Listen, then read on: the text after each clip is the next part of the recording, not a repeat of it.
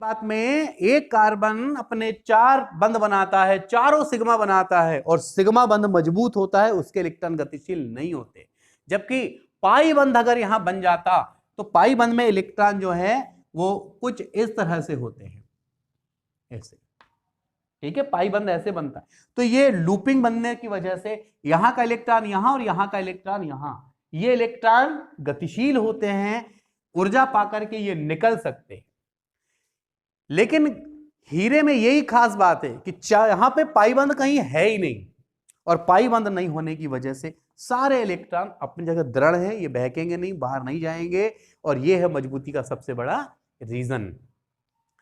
जबकि ग्रेफाइट में संकरण कौन सा है, और ये बात तय हो गई कि एक कार्बन अगर अपने आसपास 4 बंध बनाया है, मान लो ये 1 2 3, इसमें से 3 ही सिग्मा है, तय है। sp2 का मतलब ही है कि 3 सिग्मा ही होंगे, बस हो गया।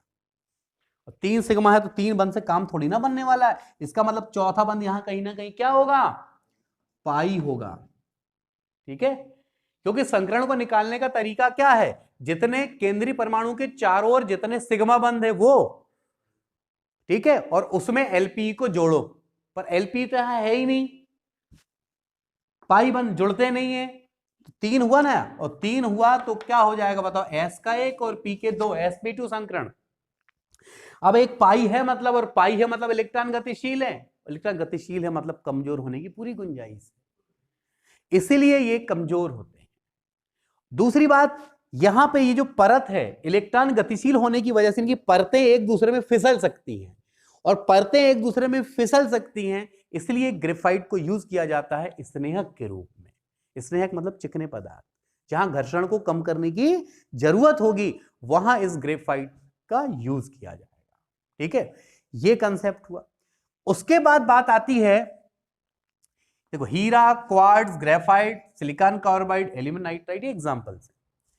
धात्विक ठोस की बात आती है तो धात्विक ठोस का सीधा सा मतलब है सारी धातुएं आ गई इसमें। इसमें क्या आ गई, सारी धातु, धातु धातु अयस्क, आयरन, निकिल, कोबाल्ट, ये सब शामिल हो गया इसमें। ठीक है ना, यहां मैंने मेटेलिक लिख दिया हूं और बाकी गुणों को मैंने लिखा नहीं है। इसका मतलब मेटेलिक में यानी धात्विक जो गुण होते हैं वो सारे गुण इनमें अवेलेबल है, और इसके जो एग्जांपल्स हैं वो धातु और साथ में क्या होते हैं, क्योंकि अयस्क में धातु ही तो होगी। तो ये मोस्टली बातें हुई हैं इसके अंतर्गत। और एक बात आप देख पा रहे होंगे, ये रेड कलर में देखें, जब अध्रुवी में लेस देन 20 लिखा है, ध्रुवी में लेस देन, और यहां 400 से, और ये 150 से, और इसका मान बहुत ज्यादा होगा, 10,000 को क्रॉस कर लेगा। अब बात आती है ये है क्या चीज।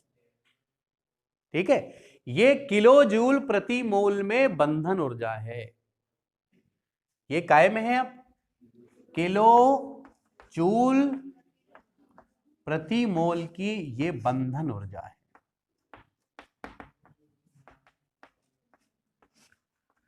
आप देख रहे होंगे कि ये जो यहां बंधन ऊर्जा किसमें आपको दिखेगी, हद से ज्यादा किसमें दिखेगी आपको, इसमें दिखेगी। ये 70 से 10,000 तक, 70 से किसमें,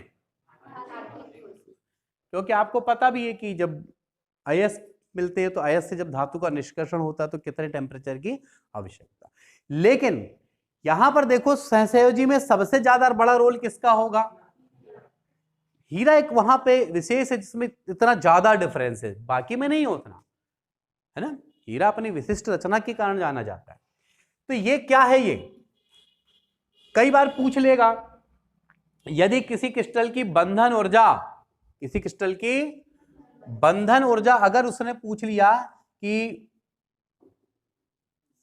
मान लो कि 30 किलो जूल प्रति मोल है, तो बताइए कि वह कौन सा क्रिस्टल हो सकता है, और 4 क्रिस्टल इनमें से आपको उठा के दे देगा। अब समझना ये कि 30 किलो जूल, और तब की कंडीशन में अगर आपको ये मेरी बात याद हो कि 20 से कम में आणविक, ठीक, 40 से कम में, तो अब समझना 30 है, 30 है मतलब 40 से भी कम हो गया, तो इनके बीच की कंडीशन आई कि नहीं, तो मतलब कौन सा हुआ वो आणविक ठोस तो हुआ, पर उसके अंतर्गत भी कौन सा हो गया, ये हो सकता है ऑप्शन आपका हो धात्विक, सहसंयोजी, आयनिक और आणविक ठोस, तब तो आणविक ठोस अंतर है। लेकिन उसके भी अगर इनने ऐसा कर दिया तो मान लो यहां से 2 दे दिया आपको, सहसंयोजी और धात्विक दे दिया, और 2 यहां के 2 बना दिया, अध्रुवीय आणविक ठोस और ध्रुवीय आणविक ठोस, और अगर डिफरेंस करके आपने नहीं पढ़ के गए आप जवाब ही नहीं बना पाओगे। बहुत ही बाल की खाल निकालना पड़ेगा और उन बिंदुओं तक पहुंचना पड़ेगा, जबकि आप समझ रहे हैं अभी तो केवल क्रिस्टल क्लियर हुआ है और क्रिस्टल के ये 4 प्रकार और उसके वो क्वेश्चन, ज्यादा नॉर्मल क्वेश्चन को मैंने अभी शामिल नहीं किया है। यहां तक क्लियर है? ब्रेक करना बस, काटना।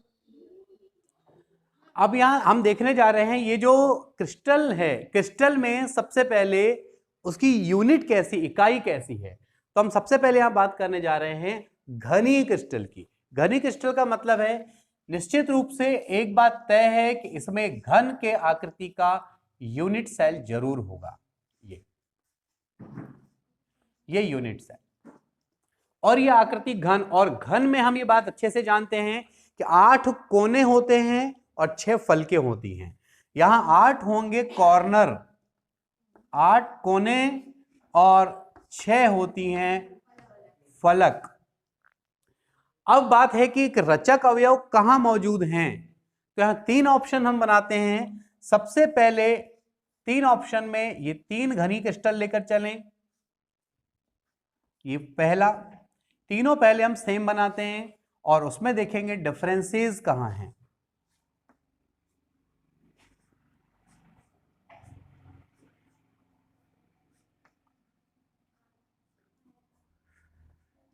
अब यहां सबसे पहले देखें, यहां पर कोनों में 8 कोनों में 8 रचक अवयव हैं, 8 कोनों में 8 रचक अवयव सभी में हैं, कोई नई बात यहां पे नहीं है।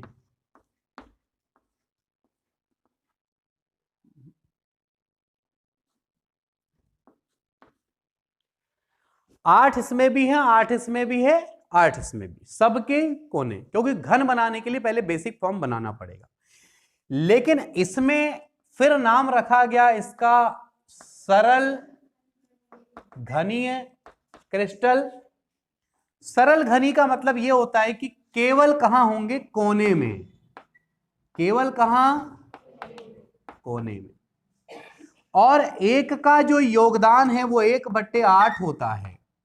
एक का योगदान प्रायिकता के आधार पे 8 कोने हैं और एक कहीं से जुड़ना चाहे तो 1/8 योगदान हुआ, लेकिन उनकी संख्या कितनी है, तो 8 से 8 गया, कितना आया, यानी इनमें परमाणु को योगदान कितना होगा, तो यहां SCC मतलब सिंपल क्यूबिक क्रिस्टल में जो एटम होगा योगदान ये उसका कितना लेके चलेंगे। अब लेके चलते हैं हम FCC।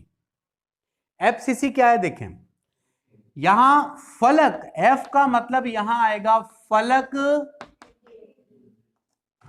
केंद्रित, ठीक है, घनीय crystal, FCC face centred cubic crystal. Face का मतलब फेस किसको बोल रहे हैं, जैसे जिस रूम में बैठे हो तो ये सामने वाली जो वॉल है इसके लिए क्या है, एक फलक है ना, इस फलक के सेंटर में आ जाए। अब यहां पे फलकों के सेंटर में, तो फलक कितनी, लेकिन जब एक क्रिस्टल के बाजू में दूसरे को रखोगे तो फलक का जो परमाणु होगा उसका योगदान कितना होगा, 1/, इधर वाली फलक को जोड़ेगा और वहां वाले को, तो यहां पे जो योगदान होगा, देखो इसमें ये वाला एक तो है ही है, जो एक था यहां पे वो तो क्योंकि कोनों में तो है ही अभी भी, तो वो तो प्लस क्या होगा 1/2, और फलक कितनी है 6, 2 से कट गया 3 बार तो 1 धन, यानी FCC के लिए वैल्यू कितनी आएगी, बाद में आप सारांश याद कर लेना। BCC का मतलब है ये कोने में, B का मतलब बॉडी, C का मतलब centre, body centred cubic crystal, body के बीचों बीच में, ये बीचों बीच में, यानी ये पूरा रूम है और ये बीचों बीच में यहां है, इसका सबसे कनेक्शन है, ये अकेला है, मतलब ये डॉन है, योगदान पूरा एक है इसका। तो ये 8 कोनों वालों का तो एक था ही पहले से, लेकिन ये जो बीचों बीच में आया उसका फुल फ्लेश योगदान 1 और ये हो गया 2, यानी बीसीसी के लिए वैल्यू कितनी हो गई? 2 हो गई। ठीक है, तो यहां पर क्यूबिक क्रिस्टल 3 प्रकार के बट चुके हैं।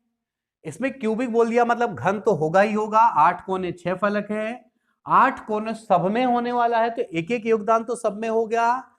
लेकिन जिसमें फेस में या बॉडी में कुछ नहीं है वहां एक, जहां फेस में आ गया वहां पर कुल कितना आया, और जहां बॉडी में आया वहां पे 2। पहली लाइन क्लियर है? जब आप कंपटीशन के लिए तैयारी करेंगे तो बिल्कुल क्लियर हो कि 1 4 और ये 2। अब मैं आपको यह बताना चाहूंगा डी का मतलब डिस्टेंस, यानी ये जो रचक अवयव है ना, रचक अवयव, अगर एससीसी में रचक अवयव के बीच का जो डिस्टेंस है वो ए होता है, वो डिस्टेंस कितना होता है? ए। और एफसीसी में होगा a/√2 और इसमें हो जाएगा √3/2a। ए तो सब में ही है, यानी रचक अवयव ए क्या है यहां पे? ये ए है घन की भुजा। ए क्या है? और उस भुजा की तुलना में अगर सिंपल वाला है तो भुजा की लंबाई के बराबर ही होगी रचक अवयवों के बीच की दूरी। लेकिन अगर फेस सेंटर्ड में क्या होगा? a/√, क्यों आएगा? क्योंकि ये लॉन्गेस्ट है। अभी फेस में नहीं था, सॉरी यहां पे देखें, ये लॉन्गेस्ट है, लेकिन जब फेस में कोई आ जाएगा तो डिस्टेंस कम हो गया कि नहीं? कम हो गया तो कितना हो गया? a/, और सेंटर के साथ लेंगे तो √3/2a। ठीक है, कभी भूल गए अपन यार, बोले एससीसी के लिए तो याद है, बोले एफसीसी के लिए a/√2, यानी दोनों याद है आपको कि a/√2 और यहां √3/2 और क्या है? a। बोले a दोनों में है, अब कंफ्यूज हो गए आप, अरे बोले अब कौन में √3 था? तो ध्यान रखना, बॉडी के अंदर अगर कोई चीज है, आकाशीय व्यवस्था हो गई, वो त्रिविम ज्यामिति हो गई, तो ध्यान रख ले त्रिविम मतलब 3 बोले, तो √3 कहां आएगा? जहां बॉडी के अंदर होगा। फलक में कोई चीज है तो 2 डायमेंशनल होता है, इसलिए बोले 2। यानी कोई ना कोई बात अपने अंदर क्रिएट करो आप, ताकि वो चीज आपको याद रह सके। संकुलन गुणांक इसका होता है शायद 52.4, इसका 74 और इसका। अब बात आती है ये संकुलन गुणांक क्या है? संकुलन गुणांक क्या है? टाइम चेक करते रहे। संकुलन गुणांक देख लो पहले, नहीं मिटा रहा हूं अभी ज्यादा। देखें क्या होता है, अब देखते हैं कि संकुलन गुणांक से समझते क्या है। कई बार हम उस चीजों को ही नहीं समझ पाते, रट लेते हैं, बात को समझना है। जैसे कि अगर कोई रचक अवयव है, मान लो चलो बाजू में रखो, मोस्टली गोलाकार होते हैं, चाहे परमाणु हो, अणु हो, आयन, गोलाकार होते हैं। मैंने बोला 4 रचक अवयव को पास पास में आप रखो, ऐसे हजारों लाखों होंगे, मैं 4 का एग्जांपल समझा रहा हूं। 4 को आजू बाजू में आप रखो। जब आप आसपास रखेंगे तो आप गौर से देखो कि ये वाला जो पार्ट आ रहा है, ये जो मैं जो बोल कर रहा हूं, ये देखो स्थान सही माने में कितना घेरा गया? ये स्थान, अगर ये घेरे गए स्थान में मान लो इसमें लंबाई 4 और 4 चौके कितना हो जाएगा? 16। मान लो ये सेंटीमीटर में, हालांकि इतना नहीं होगा, तो 16 वर्ग सेंटीमीटर आ जाएगा घेरा गया क्षेत्रफल, होगा ना? लेकिन हम इस बात को सोच के देखें कि ये जो पार्ट है, ये देखो, ये जो कलर्ड कर रहा हूं मैं, ये कलर्ड, क्या इसमें स्थान घेरा हुआ था क्या उनके द्वारा? ये तो बीच का कौन सा स्थान है? वो खाली स्थान है, जिसको अच्छी भाषा में हम कहेंगे रिक्तिका। ठीक है, और ये रिक्तिका भी का क्षेत्रफल भी यहां शामिल है कि नहीं, बताओ? है ना? इसका मतलब ये होता है जो संकुलन गुणांक होता है वो रचक अवयव के द्वारा घेरा गया वास्तविक आयतन होता है। ये जो संकुलन गुणांक है ये क्या है?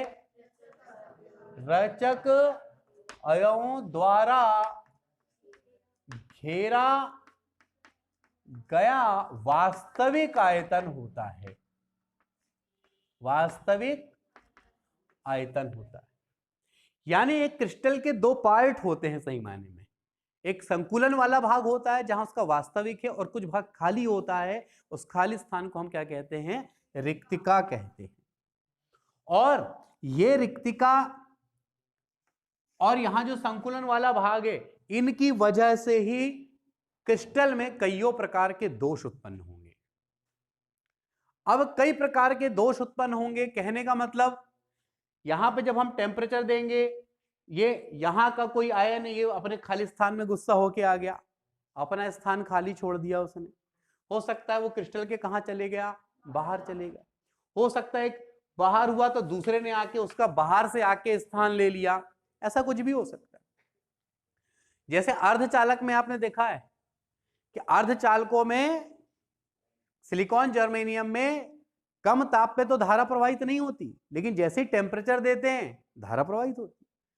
इसका मतलब वहां इलेक्ट्रॉन ऊर्जा पाकर के चले जाता है कहां, संयोजी बैंड से चालन बैंड में, तो अपना स्थान खाली छोड़ता है, और अपना स्थान खाली छोड़ा तो उसको होल नाम देंगे, और होल में धनावेश होगा तो ऋणावेश वाले को आमंत्रित करेगा, आओ बोले ऋण वाले, वो उनकी पूर्ति करने आएंगे। तो ये सारी चीजें हम देखेंगे अपने क्रिस्टल में उत्पन्न होने वाले दोष में। पर ये आपको ना ये थीम पता होना चाहिए, ये चीजें आती कहां से हैं, कहां से जन्म ले रही हैं। यानी दोष उत्पन्न होने के लिए सबसे बड़ा रीजन कौन है, रिक्तिकाओं का होना। अगर ये रिक्तिका नहीं होती, अगर हमारे ये जो रचक अवयव ऐसे होते, ऐसे चौकोन, तो चौकोन जमे होते ऐसे बढ़िया, ऐसे चौकोन तो जम सकते ना। अब कहां की रिक्तिका आ जाएगी, यहां पे नहीं आएगी ना। तो वो रिक्तिका है, इसीलिए क्रिस्टल में दोष उत्पन्न हुए, और वो दोष उत्पन्न होना बहुत अच्छा है। इसीलिए अच्छा है क्योंकि उससे बहुत सारी चीजें बेनिफिट की ऐसी प्राप्त हुई हैं जो भौतिक शास्त्र की दुनिया में खासकर ज्यादा इंपॉर्टेंस रखती हैं, और बहुत सी जो खोजें हैं वो उसी से जुड़ी हुई है। यहां तक क्लियर?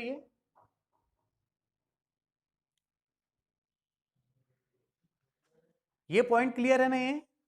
अच्छा, कई बार पता चला कि आपसे पूछ लिया और आप सोच ही नहीं पा रहे हैं, निम्न में से किसका घनत्व न्यूनतम होगा?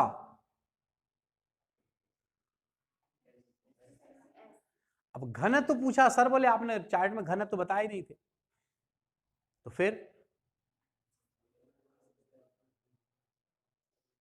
घनत्व का मतलब ज्यादा लोग रहना चाहिए, ज्यादा बसावट होना चाहिए, तो ज्यादा परसेंटेज कहां है गिरने का? 74 में है ना, दिख रहा है उसका ज्यादा और इसका कम। ऐसा नहीं कि वो नॉर्मल सी बात पूछी और आप बता ही नहीं पा रहे हो वहां पे। क्लियर है यहां था?